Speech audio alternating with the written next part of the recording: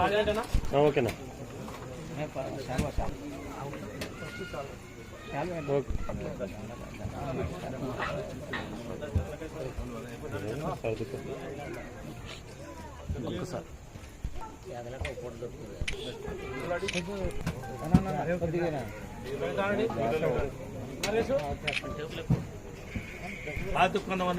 కొంచెం టెన్కి రండి.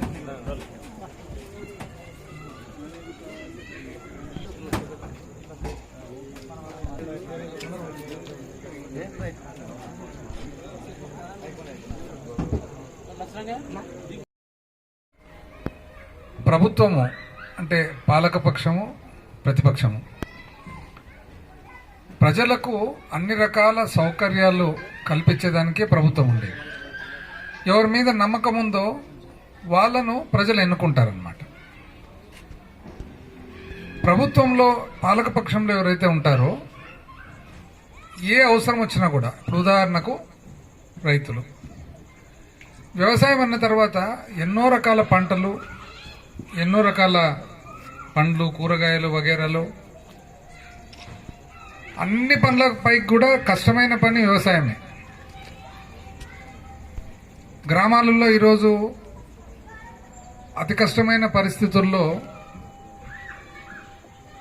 ఇంకా జీవనం సాగిస్తూ ఉన్నారంటే రైతులు వాళ్ళు చేసిన సేవ, ఇది పెద్ద సమాజ సేవ. అయితే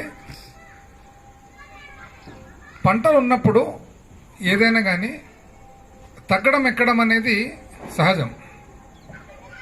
వాతావరణం కానీ, తర్వాత తక్కువ వర్షాలు కానీ లేదా ఎక్కువ వర్షాలు కానీ, దానివలన పంట నష్టం అనేది సహజం. పంట ఎక్కువ వచ్చినప్పుడు రేటు తగ్గడము, తక్కువ వచ్చినప్పుడు రేటు పెరగడము సహజం. ఏది ఏమైనా కూడా ప్రభుత్వ బాధ్యత ఏమి? రైతు నష్టపోకుండా చూసుకోవడం ప్రభుత్వ బాధ్యత.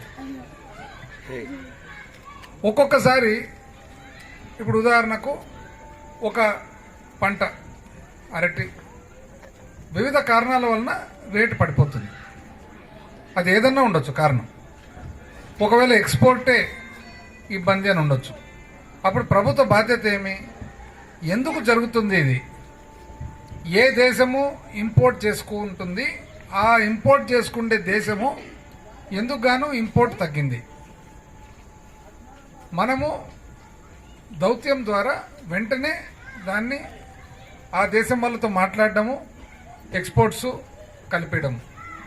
రొయ్యకైనా ఇదే, చేపలకైనా ఇదే పరిస్థితి. లేదు, ఏదన్నా ఒక సమస్య వలన, పెస్టిసైడ్స్ అనుకోండి, ఇంకోటి అనుకోండి, ఒక సమస్య వలన ఈ ప్రాబ్లం వచ్చింది. ఆ ప్రాబ్లంను ఎట్లా అధిగమించాలి? ఇది సహజంగా ఎవరు చేయాలా? ఎవరైతే ప్రభుత్వంలో ఉండారో వాళ్ళు, వాళ్ళ బాధ్యత. ఎందుకంటే వాళ్ళని ఎన్నుకునేది దానికే కదా, ఆ నమ్మకంతోనే కదా ఎన్నుకునేది.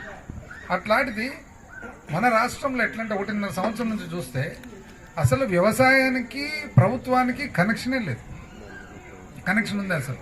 నాకు తెలిసి వాళ్ళకి అసలు వ్యవసాయం అనేది ఒక సబ్జెక్ట్ ఉంది అని కూడా వాళ్ళ మనసులో కూడా లేదు. యాక్చువల్గా లేదు కాబట్టి వాళ్లకు సేకరణ చేయడంలే, కొనుగోలు చేయడంలే. నువ్వు మద్దతు ధర అనేది నువ్వు కొనుగోలు చేస్తే కదా మద్దతు ధరకు అర్థం. ఊరికే పేపర్ మీద మద్దతు ధర అని రాసి కొనుగోలు చేయకుండా కూర్చుంటే నీకు మద్దతు ధర ఎట్లా వర్తించినట్లు? అది ఇన్పుట్ సబ్సిడీ వచ్చిందా ఎవరికన్నా? బ్యాంక్ ఇన్సూరెన్స్ కడుతుండారా? అట్లా మీరు ఏదన్నా చూడండి, ప్రభుత్వానికి వ్యవసాయానికి కనెక్షన్ లేకుండా పోయింది. అటువంటప్పుడు పైన వాళ్ళ దృష్టికి తీసుకుపోవాలంటే ఏ విధంగా? ప్రతిపక్షానికి బాధ్యత అవుతుంది. ప్రతిపక్షం ముందుకొచ్చి వాళ్ళ దృష్టికి ఒక పద్ధతి ద్వారా, అవసరమైతే నిరసన ద్వారా తీసుకొని పోయినప్పుడు ఏమైందంటే పైన వాళ్ళ కళ్ళు తెరుచుకుంటాయి. వాళ్ళ కళ్ళు తెరుచుకున్నప్పుడు అప్పుడు ఓహో, ఆంధ్రప్రదేశ్ రాష్ట్రంలో ఉల్లి రైతులకు ఈ పరిస్థితి ఉంది. ఎందుకు ఈ పరిస్థితి ఉంది? ఈ రాష్ట్రాల్లో తగ్గింది కాబట్టి వెంటనే ఇక్కడ నుంచి, ఇంతకుముందు మనం ప్రభుత్వం ఉన్నప్పుడు చేసేవాళ్ళం. ఈ ప్రాబ్లం ఉందంటే అప్పటికప్పుడు ఫస్ట్ ప్రభుత్వం ఏం చేసేవాళ్ళం, జగన్మోహన్ రెడ్డి ఏం చేసేవాళ్ళు, ఇమ్మీడియట్ ఫస్ట్ ప్రభుత్వాన్ని కొనమంటుండే. ఎప్పుడైతే ప్రభుత్వం ముందుకొచ్చి కొంటాదో ఆటోమేటిక్గా రేటు పైకి లేస్తుంది.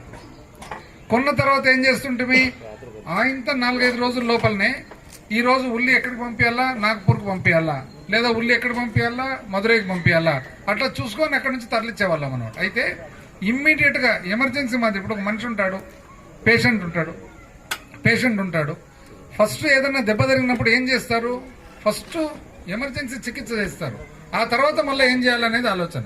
అట్లా ఈ ప్రభుత్వానికి దురదృష్టవశాత్తు ఏమైందంటే ఆలోచనే లేదు అసలు. అట్లా ఏదన్నా కానీ కూరగాయలకైతే ఒక రకంగా, పండ్లకైతే ఒక రకంగా, ధాన్యానికైతే ఒక రకంగా. ఇది ప్రభుత్వం అనేది ఫస్ట్ కళ్ళు తెరుచుకొని ఉండాలా. ఇబ్బంది ఇప్పుడు ఉదాహరణకు నేను చెప్తున్నా, నాకు తెలిసినంత వరకు కంది ఎట్లుంది రేటు కదా. ఇప్పుడు ఈ పంట ఇంకా 1,00,000 టన్నులు దిగుతుంది. ఇంకా చూడండి మళ్ళీ రేట్ ఎట్లా అంటే ఇప్పటికంతా యాక్చువల్ గా ప్రభుత్వం రెడీగా ఉండాలా, సేకరించేదానికి అన్ని రెడీగా పెట్టుకొని ఇది రాబోతుంది. ఎందుకంటే తెలుసు కదా రాబోతుందని. ఎందుకు అంటే ఎవరికి కూడా ఆలోచనే లేదు. ఆలోచన ఎవరికి ఉండాలా, ఫస్ట్ బ్రాడ్ గా వ్యవసాయం పట్ల ఆలోచన ఎవరికి ఉండాలా, ముఖ్యమంత్రికి ఉండాలా. నెక్స్ట్ ఎవరికి ఉండాలా, కనీసం మంత్రి కన్నా ఉండాలా, వ్యవసాయ శాఖ మంత్రి. ఇద్దరికి లేదు. ఇద్దరు లేదు కాబట్టి ఈ రోజు మళ్ళీ ఇబ్బంది రాబోతుంది. నువ్వు చూడు, ఇంకో నెల లోపల కందిరైతులు మళ్ళీ ఇదే పరిస్థితి. ఇది ఇంకా నిరంతర ప్రక్రియ. ఇంకో 3.5 సంవత్సరం ఇది మనకు తప్పదన్నమాట. దానికి తోడు వీళ్ళ వలన ఇంకో స్పెషాలిటీ, వీళ్ళు అడుగు ఏ రోజు పెడతారో కానీ అతివృష్టి అనావృష్టి ఉంటుంది. ఏది కూడా అది అదృష్టం కూడా తలరాత కూడా వస్తానే ఇదే మొదలవుతుంది అనమాట కథ. కాబట్టి ఇక్కడ మన పాత్ర ఏమంటే మీ అందరి తరఫున సంఘీభావం తెలుపుతూ మన బాధ్యతగా పైన ప్రతి ఒక్కరు కళ్ళు తెరిపించేదానికి, వాళ్ళు ఏదో ఒక నిర్ణయం తీసుకునేదానికి, తొందర తీసుకునేదానికి, ఏర్పాటు చేసేదానికి మన పాత్ర. అయితే ఎప్పుడైనా గుర్తుపెట్టుకోండి, ఎప్పటికి కూడా మేము మీతో పాటు ఉన్నాము. ఏ అవసరం వచ్చినా కూడా మీతో పాటు ఉన్నాము. ఎటువంటి విషయమైనా కానీ మీ తరఫున ఖచ్చితంగా టేకప్ చేస్తానని తెలియజేస్తూ సెలవు తీసుకుంటాము.